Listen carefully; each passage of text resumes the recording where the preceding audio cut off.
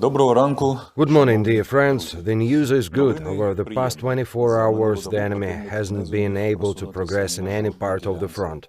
On the contrary, according to preliminary data, which still needs to be clarified, the armed forces of Ukraine liberated the town of Chuhuiv in Kharkiv region, with an important military airfield nearby.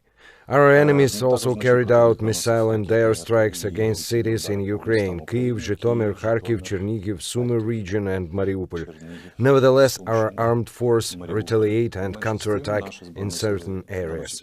A new factor has emerged, which I would like to tell you separately. This factor is that the enemy has dramatically increased the intensity of information and psychological operations carried out against us, against the population of Ukraine, the armed forces, the leadership of Ukraine, the leadership of the armed forces.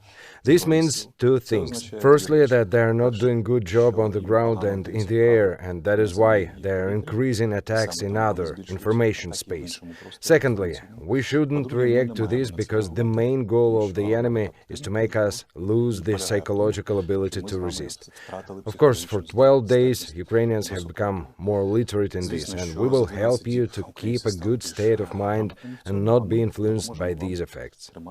According to the Ukrainian Defense Ministry, as of the morning of March 7th, the enemy total losses are: personnel, more than 11,000 people; tanks, 29 units. This is a tank division, by the way.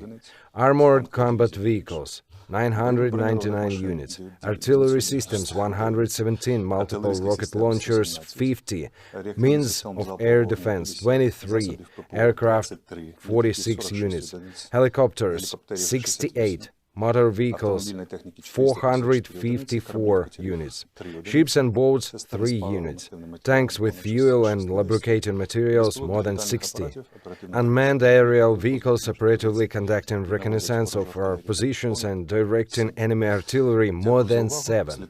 Thank you for your attention. Stay tuned for our next posts.